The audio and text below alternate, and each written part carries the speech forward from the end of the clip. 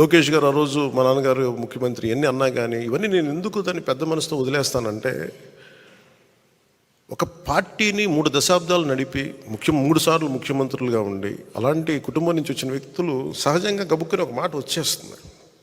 దాన్ని రాష్ట్ర ప్రయోజనాలను దృష్టిలో పెట్టుకొని జగన్ అనే వ్యక్తి ఇంకొకసారి వస్తే రాష్ట్రం అధోగతికి పాలవుతుంది అన్న ఒక్క ఆలోచన నన్ను చాలాసార్లు రెస్పాండ్ కానివ్వకుండా చేస్తుంది. వాళ్ళు అలా మాట్లాడారు కదా, మీరు ఇలా మాట్లాడచ్చు కదా అంటే అదే కదా తేడా అని చెప్తాను నేను.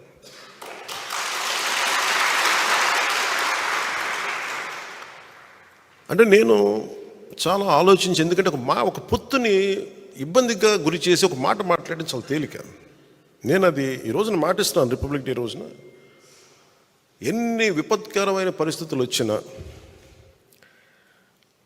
జగన్ నడిపే ఈ ప్రభుత్వం 24లో మనకి కనిపించకూడదు.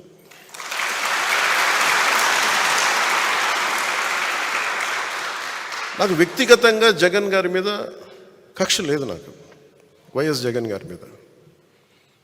కానీ ఆయన విధానాలు కానీ ఆయన ధోరణి కానీ ప్రజల్ని ఇబ్బంది పెట్టేవి, రాష్ట్రాన్ని అప్పులు పాలు చేసేవి, అప్పులకి దగ్గర చేసేవి, అభివృద్ధికి దూరం పెట్టేవి ఆయన పథకాలన్నీ. శాంతి భద్రతల్ని